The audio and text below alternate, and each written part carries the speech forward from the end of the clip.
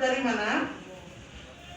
Kalau sertifikat keahlian selama ini tidak ada yang mengeluarkan. Sini nggak ada soalnya. Nggak ada tentang keahliannya, tapi di bidang pidana ya Pak? Ya. Baik, saya percaya kok kalau Anda di bidang pidana, karena dalam surat tugas saudara sudah menyebutkan sebagai ahli hukum pidana. Nah, betul itu saudara. Kalau gitu disumpah Pak sebagai ahli hukum, memberikan keterangan sebagai ahli, pendapatnya harus disumpah. Bisa berdiri? Di situ ada Al-Quran enggak yang petugas yang memberikan dipegang sendiri ya Pak ya?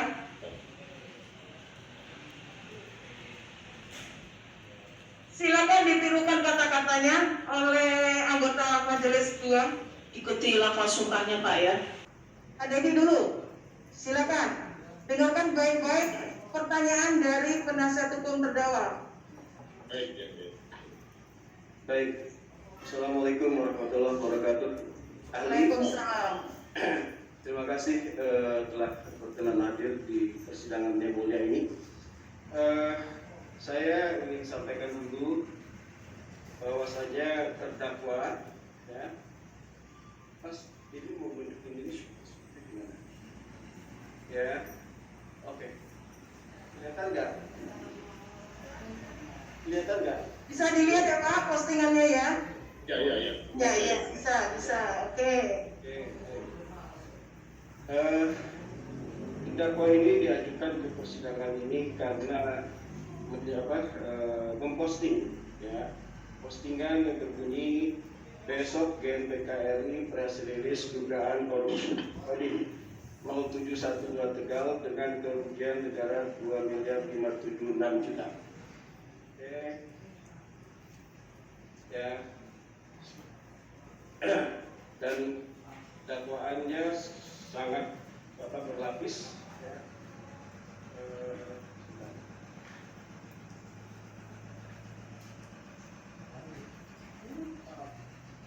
Ya, dakwaan terdakwa itu ke-1, perbuatan terdakwa diatur oleh pasal diancam pidana dalam pasal 45 ayat 3 junto pasal 27 ayat 3 Undang-Undang Nomor tentang ITE ya. Kedua, primer perbuatan terdakwa diatur dan diancam pasal 14 ayat 1 Undang-Undang Nomor 1 tahun 46 ya tentang peraturan pidana junto pasal 64 ayat 1. Subsidiar ya pasal 14 ayat 2 Undang-Undang Nomor 1 tahun 46 junto pasal 64 ayat 1. Lebih subsidiar pasal 15 Undang-Undang Nomor 1 tahun 46 ya. Kemudian ketiga, primer adalah perbuatan terdakwa diatur dan diancam dalam pasal 311 ayat 1 KUHP junto pasal 64 dan subsidiarnya perbuatan terdakwa diatur dan diancam dalam pasal 310. Dalam keempat, pasal 207 KUHP junto pasal 64. Pandangan ahli tentang keberadaan undang-undang ini yang belakangan ini seringkali digunakan oleh pihak jaksa dalam menjerat dakwaan terhadap terdakwa ya itu karena kita lihat adalah pasal ini ketentuan ini dibuat adalah 1 tahun ya setelah kemerdekaan kita sehingga jauh sekali sebelum mungkin ya saya juga belum lahir, ahli juga belum lahir saya kira ya itu. Pandangan ahli bagaimana? Ya, keberadaan eksistensi daripada undang-undang ini apakah masih relevan atau bagaimana ya ahli? Tidak. Baik, izin yang mulia. Oke. Bahwa yang ditanyakan saudara penasihat hukum adalah berkaitan dengan eksistensi pasal 14 dan pasal 15 Undang-Undang 1 1946. Ya. Secara yuridis normatif undang-undang itu masih berlaku karena tidak diubah, tidak dicabut, tidak diganti. Namun demikian, dari sisi konteksnya sudah berada dalam situasi yang sangat berbeda. Sebagaimana yang disampaikan oleh penasihat hukum tadi, 1946 adalah situasi pasca kemerdekaan, di mana stabilitas politik, stabilitas keamanan sangat diperlukan. Oleh karenanya, tidak boleh ada berita-berita yang menyebabkan terjadinya keonaran, karena itu akan mengganggu stabilitas politik, stabilitas keamanan, stabilitas pertahanan, dan lain sebagainya. Sehingga sebetulnya secara substansi, eksistensi pasal 14 dan pasal 15 tadi itu memiliki konteks yang berbeda. Namun demikian, harus diakui bahwa undang-undang ini, pasal ini secara hukum positif masih ada. Namun demikian, seharusnya penggunaannya, penerapannya harus selektif, sehingga kemudian tidak kontraproduktif. Dalam konteks selektif itu adalah bagaimana? Yaitu memang benar-benar tepat orang, tepat pelaku, dan tepat alat bukti, dan tepat unsurnya. Misalnya, kalau kita bicara tentang pasal 14 ayat 1, bahwa unsur subjektifnya adalah itu menjangkau semuanya. Karena dengan kata-kata barang siapa. Dalam konteks unsur subjektifnya lagi, juga yang terpenting adalah ada unsur mens rea, karena ada kata-kata dengan sengaja. Nah, dengan sengaja ini harus dibuktikan bahwa yang bersangkutan memiliki itikat tidak baik, bahwa yang bersangkutan memiliki kehendak atau memiliki pengetahuan atau willen and witten, bahwa yang bersangkutan memang menghendaki dan sekaligus mengetahui apa, yaitu objeknya atau perbuatannya menyiarkan berita bohong. Nah, bagaimana menyiarkan berita bohong tadi? Pada satu sisi perbuatannya adalah menyiarkan, kemudian pada sisi lain objeknya adalah berita bohong. Nah, bagaimana mengidentifikasi menyiarkannya? Bahwa yang bersangkutan itu menyebarluaskan berita tadi itu. Dan bohong di sini berarti tidak sesuai dengan fakta, tidak sesuai dengan kenyataan.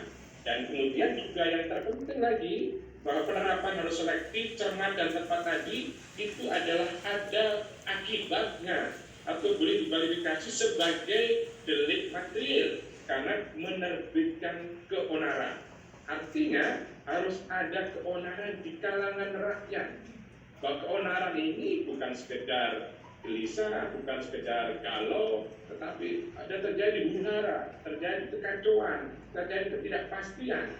Dan itu tidak hanya terbatas, yaitu tetapi secara luas di kalangan rakyat. Baru kemudian ancaman sanksi pidananya. Jadi saudara penasihat hukum, konteks pasal 14 ayat 1 itu adalah seorang yang sudah tahu berita itu bohong, ya, benar-benar tahu dia berita bohong, terus kemudian sengaja bahwa dia itu memang bermaksud menyebarkan. Tujuannya apa? Sengaja supaya timbul onar. Jadi di sini harus dibuktikan bahwa yang bersangkutan punya mens rea, bahwa yang bersangkutan punya pengetahuan, punya kehendak untuk sengaja menyebarkan berita bohong, dan yang terpenting juga unsurnya di sini adalah ada akibat keonaran. Artinya apa? Setelah ada berita yang disampaikan tadi, taruhlah ya gitu, itu ada nggak akibat keonaran di masyarakat itu? Baru kalau kita lihat pasal 14 ayat 2-nya itu ada perbedaan objeknya. Kalau objek di pasal 14 ayat 1 tadi itu adalah berita yang sudah pasti bohong, ya, tapi kemudian disebarkan, sehingga ancaman hukumannya adalah tinggi sekali, yaitu 10 tahun. Sedangkan di pasal 14 ayat 2 ini objeknya adalah berita yang belum pasti, sehingga dapat dikatakan kabar burung. Sesuatu yang belum pasti sudah disebarkan, bahkan bisa diduga bahwa kabar ini adalah ada potensi bohong, ya, kebohongannya belum pasti, tetapi kemudian itu dia sudah sebarkan, maka ancaman hukumannya adalah lebih rendah, yaitu paling tinggi 3 tahun, karena objeknya ada berbeda tadi. Di objek ayat 2 ini adalah beritanya ini belum pasti, masih kabar angin, tetapi dia bisa menduga bahwa ini sebetulnya ada indikasi bohong, tapi kemudian disebarkan. Baru di pasal 15-nya itu objeknya yang berbeda, yaitu objek pada berita yang ditambahi, berita yang dikurangi, atau berita yang tidak lengkap. Dan kemudian dia juga bisa menduga bahwa kabar itu adalah dapat menimbulkan keonaran di kalangan masyarakat. Jadi yang mulia mohon izin, pertanyaan penasihat hukum adalah berkaitan dengan eksistensi pasal itu, tetapi dalam pandangan kami ahli bahwa yang terpenting adalah kita tidak bicara eksistensi postingan terdakwa, yaitu saya lupa, saya sampaikan dulu bahwa saya terdakwa latar belakangnya adalah seorang ketua umum Gerakan Nasional Pencegahan Korupsi Republik Indonesia, yang salah satu tupoksinya adalah sebagai ormas yang ikut serta mengawasi pencegahan korupsi di Indonesia. Sehingga kalau kita lihat begitu, dia punya dan organisasi sudah tersebar di beberapa wilayah, sudah hampir mencapai seluruh Indonesia. Ya, jadi dia punya tupoksinya adalah ikut mengawal penggunaan dana negara. Ini semua terjadi bagaimana penggunaannya segalanya. Nah, sekarang begini, itu apa yang dilaporkan oleh terdakwa sudah ada tindak lanjutnya, ya, dalam artian yang pelapor atau mantan dandim itu sekarang itu sudah tidak lagi menjabat dandim di Tegal sini, ya, dan di dalam SK Kasat itu dikatakan dalam proses hukum, gitu. Kami menduga bahwasanya ini adalah karena ada tindak lanjut daripada laporan terdakwa. Nah, saya ingin tanya, kapan sih sebenarnya suatu postingan itu dikatakan bohong? Dengan perbuatan yang dilakukan oleh terdakwa dalam posisi, dalam kapasitas dia sebagai suatu organisasi yang peduli terhadap pemberantasan tindak pidana korupsi. Undang-undang kita pasal 41, pasal 42, Undang-Undang 3199 itu memberikan dasar bahwa masyarakat dapat berperan serta aktif dalam memberantas korupsi. Bahkan di dalam PP 43 2018 itu diberikan hadiah orang yang bisa melaporkan adanya tindak pidana korupsi. Dengan demikian, apa yang dilakukan adalah sebuah bagian dari peran serta warga negara dalam konteks memberantas korupsi, apalagi yang bersangkutan adalah memiliki legal standing sebagai organisasi yang peduli aktif memberantas korupsi. Pertanyaan saudara penasihat hukum, bagaimana mengkualifikasi ketika yang disampaikan dalam konteks adanya dugaan tindak pidana korupsi, apakah kemudian dapat dikualifikasi sebagai sebuah berita bohong, atau bagaimana mengkualifikasi berita bohong? Maka sebetulnya mengkualifikasi berita bohong itu adalah berita yang tidak sesuai dengan fakta yang sebenarnya. Berarti bohong itu harus dikonfrontir dengan yang tidak bohong itu. Misalnya, ketika dia dianggap bahwa dia dianggap bohong, telah menyebarkan suatu berita bohong, orang dianggap tindak pidana korupsi, maka dikonfrontir bahwa dia tidak korupsi. Tapi ketika kemudian ada proses hukum yang mengarah terhadap pengungkapan dugaan tindak pidana korupsi, maka tidak bisa dikategorikan sebagai berita bohong. Berbeda ceritanya, misalnya ketika kemudian dia menuduh orang atau dia menyebarkan atau kemudian taruhlah menginformasikan ada dugaan tindak pidana korupsi dan kemudian yang bersangkutan clean, tidak ada masalah tentang tindak pidana korupsi, maka itu dapat diduga bahwa berita tadi adalah tidak sesuai dengan fakta yang sebenarnya. Tetapi ketika ternyata apa yang disampaikan ada proses hukum yang menindaklanjuti tentang dugaan tindak pidana korupsi, berarti apa yang dilakukan bukan sebuah kebohongan. Karena proses hukum tadi memberikan indikasi bahwa nanti ada proses penemuan, pembuktian apakah memang terjadi korupsi atau tidak. Jadi saudara penasihat hukum yang saya hormati, ketika memang apa yang disampaikan itu ditindaklanjuti oleh proses hukum di institusinya, maka yang disampaikan berarti tidak dapat dikategorikan sebagai sebuah berita bohong. Demikian yang mulia. Kemudian sudah jelas clear bahwasanya terjadi huru hara yang seperti itulah. Sekarang saya beralih ke pasal selanjutnya, pasal 14 ayat 2 yang di situ dikatakan berpotensi menimbulkan keonaran. Itu menurut pendapat ahli itu penjelasannya bagaimana? Adakah misalnya kurun waktu misalnya gini, terdakwa membuat postingan itu adalah bulan berapa itu? Maret 2021 ya, sampai sekarang sudah sekian bulan tidak terjadi yang namanya keonaran, tidak terjadi yang namanya demo-demo, dan sampai sekarang itu tidak terjadi apa-apa. Di dunia nyata itu fine-fine aja gitu. Bahkan ketika terdakwa menyampaikan postingannya itu ya, semua kesannya yang diberikan adalah gak ada yang kontra gitu loh, karena saya pikir semua orang yang sehat, yang waras pasti benci dengan tindakan korupsi, kira-kira gitu. Nah, tadi kembali ke pasal 14 ayat 2, berpotensi keonaran.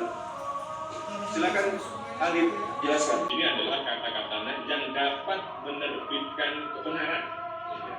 Jadi tidak ada kata-kata potensi keonaran yang dapat menerbitkan keonaran. Dengan demikian mungkin bisa diganti potensi kan gitu. Betul. Maka sebagai salah satu jurisprudensi yang dapat kita jadikan acuan adalah putusan Pengadilan Negeri Jakarta Selatan ya, berkaitan dengan kasus Ratna Sarumpait, di mana hakim Pengadilan Jakarta Selatan pada waktu itu mengidentifikasi potensi keonaran adalah berupa terjadinya kegaduhan, terjadinya misalnya demo, terjadinya kemudian aksi-aksi yang itu kalau tidak dikendalikan, tidak diluruskan, bisa terjadi keonaran. Sehingga kemudian yang bersangkutan ada proses penegakan hukum. Jadi saudara penasihat hukum, bagaimana sebetulnya mengukur identifikasi atau kemudian mengidentifikasi tentang dapat menerbitkan keonaran itu adalah bagaimana berita tadi itu kalau tidak dikendalikan atau tidak diluruskan atau tidak ada proses hukumnya, itu bisa menimbulkan kekacauan, dan potensi kekacauan itu sudah ada. Misalnya berupa kegaduhan di media sosial, berupa kegaduhan di media, atau berupa protes baik secara media, protes secara unjuk rasa dan sebagainya. Ini harus terbukti.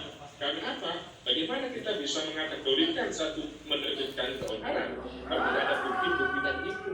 Tetapi kalau itu hanya sebatas ya perbincangan di internal, perbincangan di organisasi dan sebagainya, dan kemudian lagi-lagi ini di kalangan rakyat gitu, di kalangan rakyat dan di kalangan masyarakat umum. Oleh karenanya, pertanyaan saudara penasihat hukum, ketika saudara terdakwa menyampaikan berita itu, tidak ya tenang-tenang saja. Tapi justru sebaliknya, ada proses hukum yang berjalan, maka berarti beritanya tidak memenuhi kualifikasi di pasal 14 ayat 2. Buktinya, di rakyat tidak terjadi apapun dan rakyat tidak berpotensi menimbulkan keonaran. Bagaimana rakyat akan onar ketika kemudian korupsi bongkar gitu? Kan kita bisa mengidentifikasi. Misalnya dia ngomong tidak benar, maka rakyat akan bisa gaduh, bilang akan ada tsunami, tetapi ternyata tidak, maka rakyat bisa gaduh di situ. Nah ini soal pemberantasan korupsi, dan itu adalah komitmen penegakan hukum kita bersama. Maka dengan demikian, sekali lagi yang mulia mohon ketika tidak ada indikasi apapun terhadap berita tadi itu, indikasi apapun, maka tidak bisa dikategorikan menuju pasal 14 ayat 2 potensi keonaran tadi. Demikian yang mulia. Terjadi korupsi di institusi Kodim itu pada tanggal 1 Maret 2021. Jadi hanya selang berapa jam saja gitu. Sekarang saya kaitkan dengan ketentuan pasal 10 Undang-Undang Nomor 31 Tahun 2014 tentang Undang-Undang Perlindungan Saksi dan Korban yang menyatakan ayat 1, saksi, korban, saksi pelaku, saksi korban, saksi pelaku dan atau pelapor tidak dapat dituntut secara hukum baik pidana maupun perdata atas kesaksian dan atau laporan yang akan sedang atau telah diberikannya kecuali kesaksian atau laporan tersebut diberikan dengan tidak diberikan dengan itikat baik. Ayat 2 ya, dalam hal terdapat tuntutan hukum terhadap saksi. Apa yang dibacakan oleh penasihat hukum tadi adalah ketentuan yang dituangkan dalam suatu undang-undang, kemudian dituangkan dalam surat edaran Mahkamah Agung, yang tentunya itu menjadi pedoman dalam proses penanganan perkara yang berkaitan dengan saksi atau kemudian pelapor. Bahwa mengingat ini adalah satu hukum positif sebagai satu pedoman dasar atau pedoman yang harus menjadi rujukan yang tentunya harus diikuti dalam proses penegakan hukum. Atau dengan kata lain, mengingat itu adalah rumusan-rumusannya juga sudah terang benderang, sudah secara eksplisit dinyatakan, itu maka harus diikuti sebagaimana mestinya. Memang di dalam ya ayat 1-nya di pasal 10 itu disebutkan kecuali kesaksian atau laporan tersebut diberikan tidak dengan etikat baik. Jadi seandainya memang laporannya itu bermaksud untuk melakukan untuk etikat yang tidak baik, maka itu berarti dapat diproses. Tetapi ketika yang dilakukan adalah berdasarkan etikat baik, maka itu adalah tidak boleh diproses. Nah, tentunya bagaimana problem mengidentifikasi etikat baik dan etikat tidak baik, maka itu dapat dilihat dari ya pelapor atau dari saksinya atau dari perbuatannya. Jadi untuk melihat seseorang punya etikat baik atau tidak, itu tentunya dari niatnya, dari mensreanya ada tidak. Kemudian yang kedua adalah dari perbuatannya atau dari akus reanya, atau dilihat juga dari misalnya subjek hukum yang bersangkutan, motifnya dan sebagainya. Jadi penasihat hukum yang saya hormati, sekali lagi ahli yang menegaskan bahwa itu adalah hukum positif yang berlaku. Oleh karenanya itu harus diikuti sebagaimana mestinya.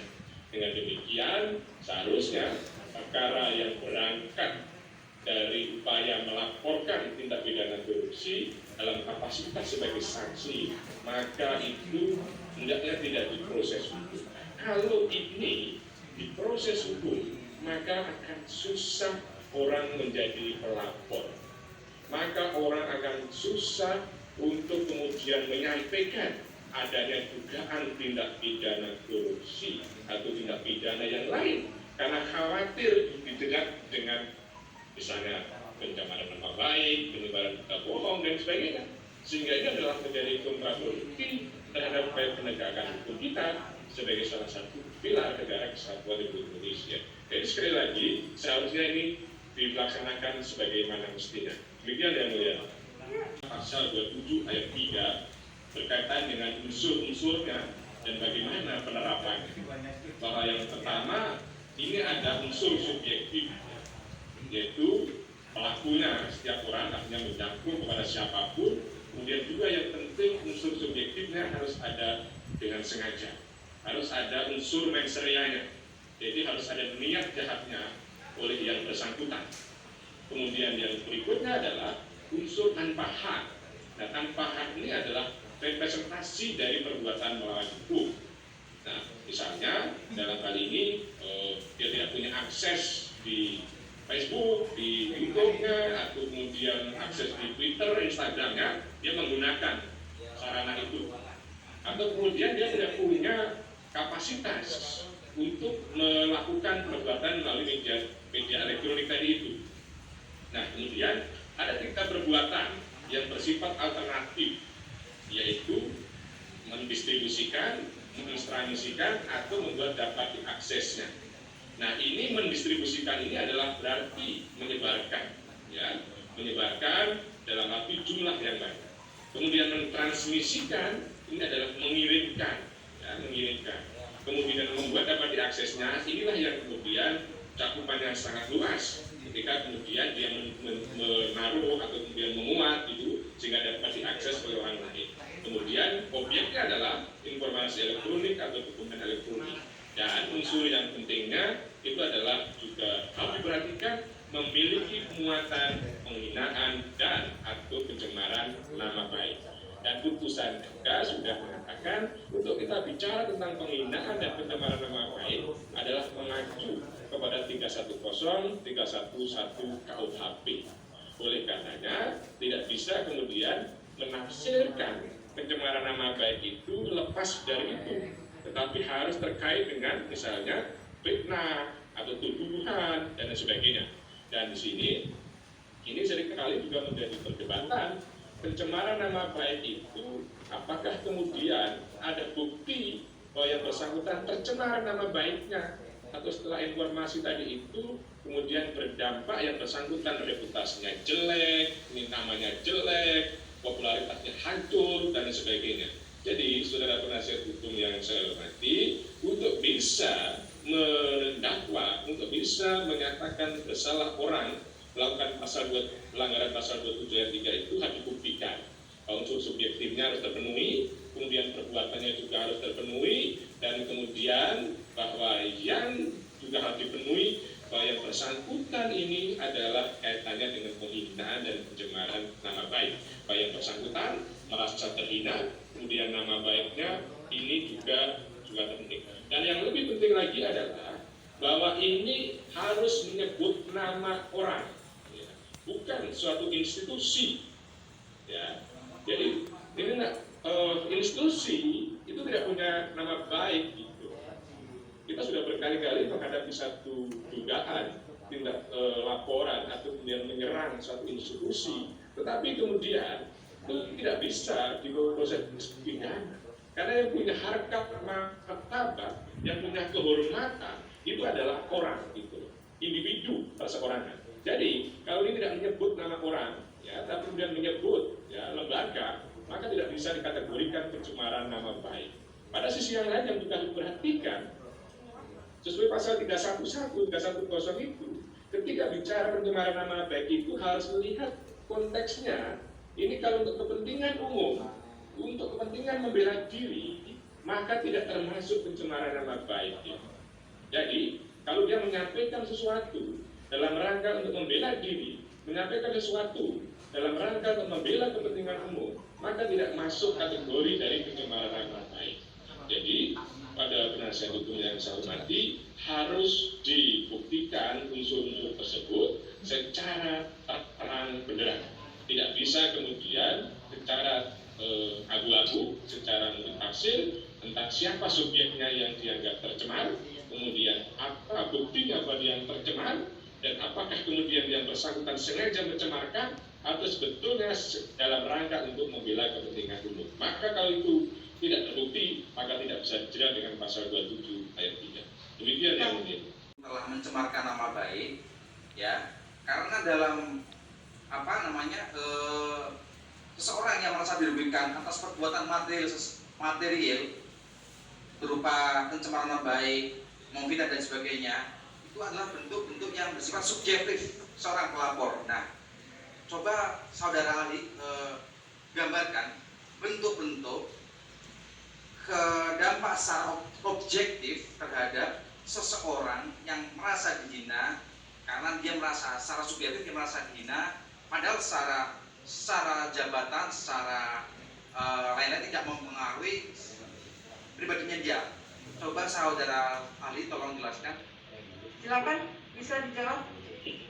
Izin yang mulia, ketika orang dianggap mencemarkan nama baik, ya dia melakukan misalnya memfitnah, melakukan menuduh gitu ya, seseorang melakukan hal-hal yang tidak sesuai dengan fakta yang sebenarnya gitu.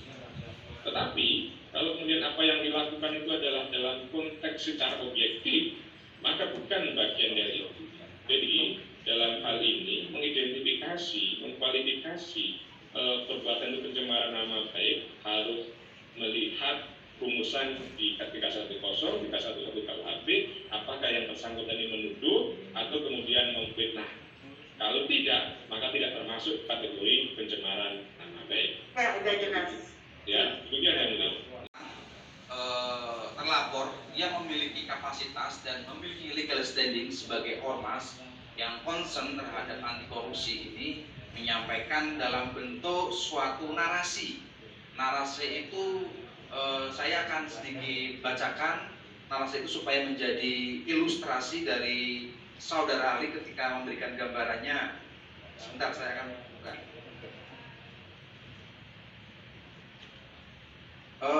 Pada tanggal 27 Februari 2021, ya, sekitar pukul 16, saya bacakan secara singkat.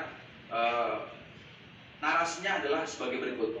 Pemberitahuan press release disampaikan bahwa konversi pers GNPK RI dugaan korupsi di Kodim 0712 Tegal dengan kerugian negara sebesar 2,5 miliar sekian rupiah.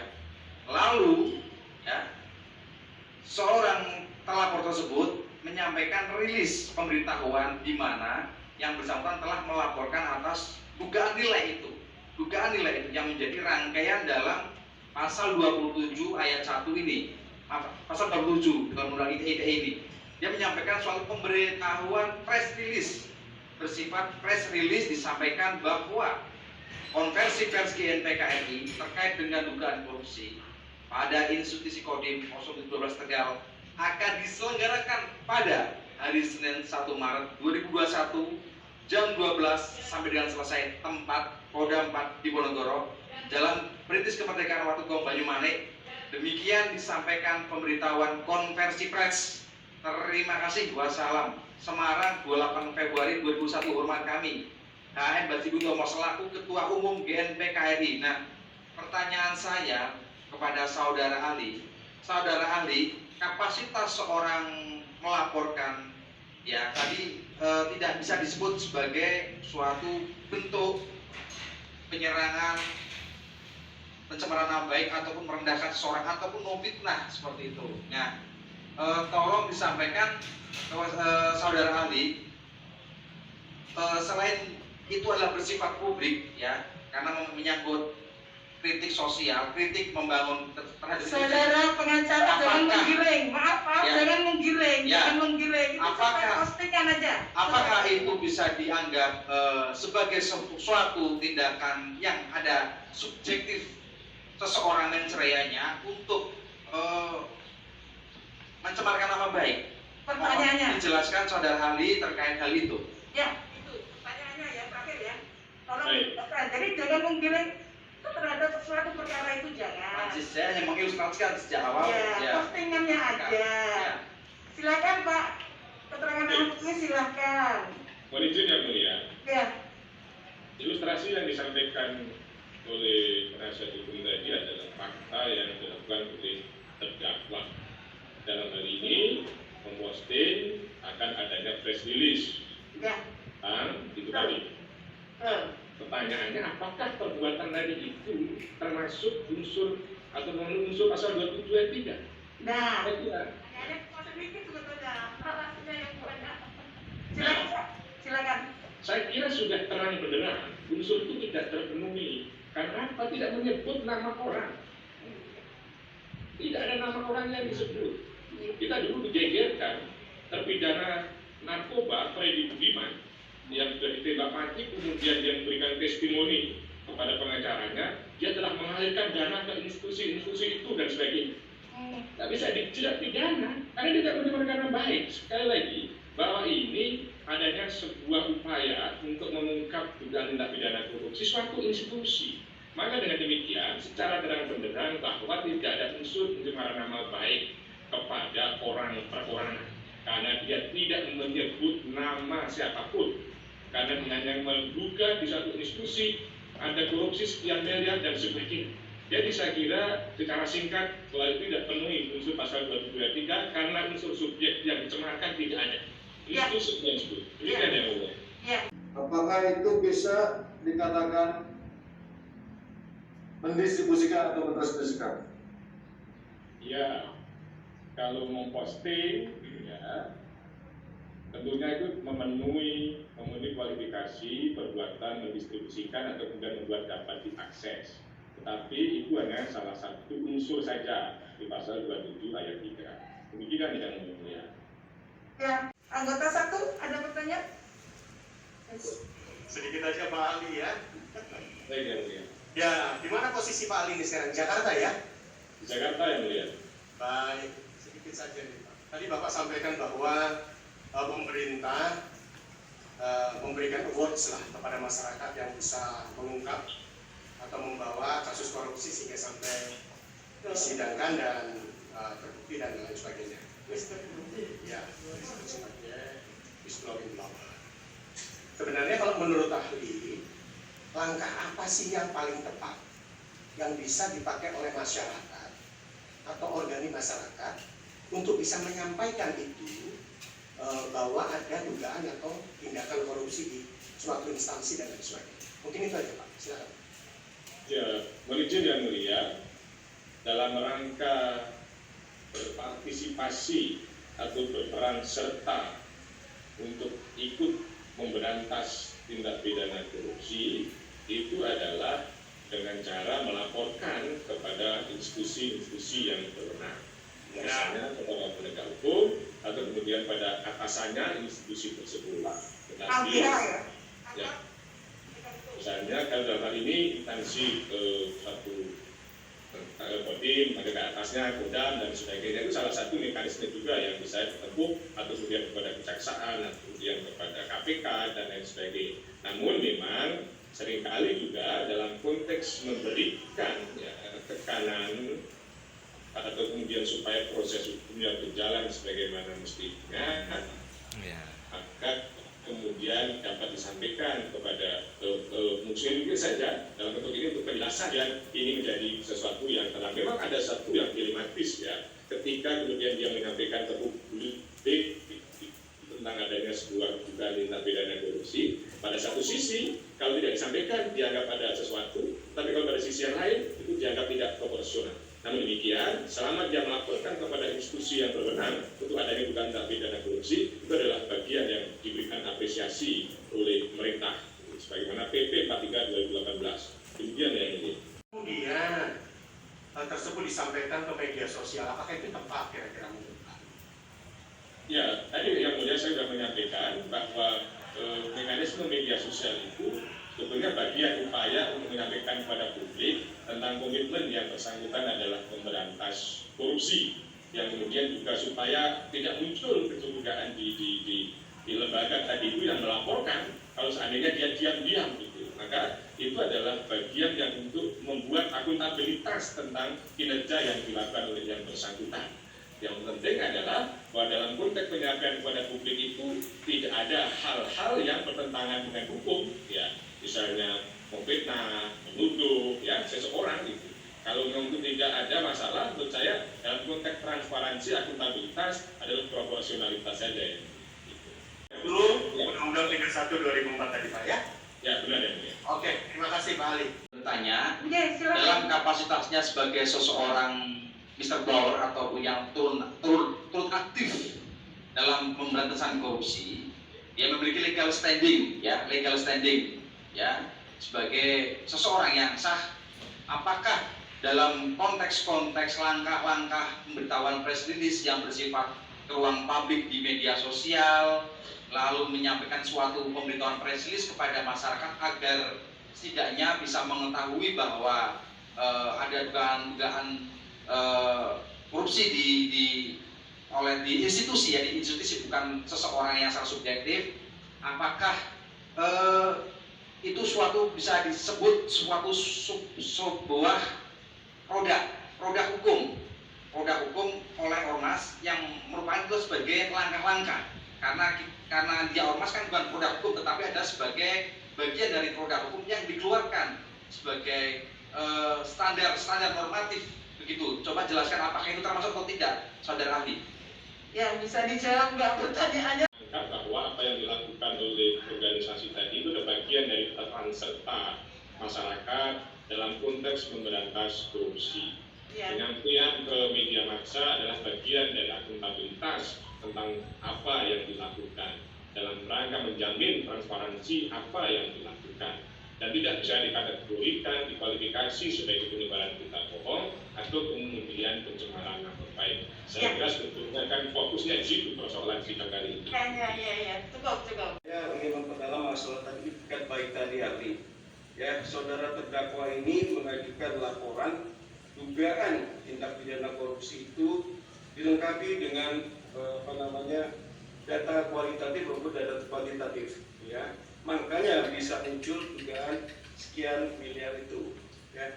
Pertanyaan saya adalah, bagaimana pendapat ahli? Apakah dengan kondisi seperti ini terdakwa sudah beretikat baik atau sebaliknya untuk hidup tersebut kurang etikat baik? Makasih, ahli. Baik, izin yang mulia, niat baik itu kan tidak mudah mengukurnya karena dalam suasana kebatinan seseorang. Tapi kemudian bisa dilihat dari perbuatannya gitu. Perbuatan adalah cermin dari niatnya. Gitu. Maka kemudian ketika perbuatannya itu tidak mendukung adanya dugaan etikat tidak baik, maka sesungguhnya tidak bisa dikategorikan etikat tidak baik. Dengan ilustrasi yang saudara penasihat hukum sampaikan, maka ketika seorang terdakwa menyampaikan bukan tindak pidana korupsi berdasarkan fakta, berdasarkan data-data yang dimiliki, dan kemudian tidak dalam rangka kemudian menyampaikan secara sembarangan, maka sebetulnya apa yang dilakukan adalah etikatnya adalah baik, etikatnya adalah sesuai dengan ketentuan yang berlaku, bahwa yang bersangkutan tidak dalam rangka untuk berbuat dengan etikat tidak baik. Apa yang disampaikan adalah sudah sesuai dengan etikat yang baik karena berdasarkan data yang dimiliki tadi. Demikian yang dulu. Terima kasih, ahli. Saudara mengajukan tuntutan, saya beri waktu hari Senin. Tuntutan, saudara harus siap tuntutan hari Senin. Setelah itu, setelah ikut kalender, hari Kamisnya baru nanti pembelaan. Itu mulai hari ini saya tekankan sesuai dengan kode kalender yang kami buat setelah pembantaran terdakwa sudah selesai tanggal 16, maka semuanya berjalan seperti biasa. Hari ini terakhir sudah selesai, tidak ada pemeriksaan saksi baik dari ahli, dari kami, dari terdakwa sudah selesai, maka tuntutan Senin ya. Baik, hari ini sedang selesai dan ditutup, hari Senin tuntutan dari penuntut umum. Sidang dinyatakan selesai, ditutup.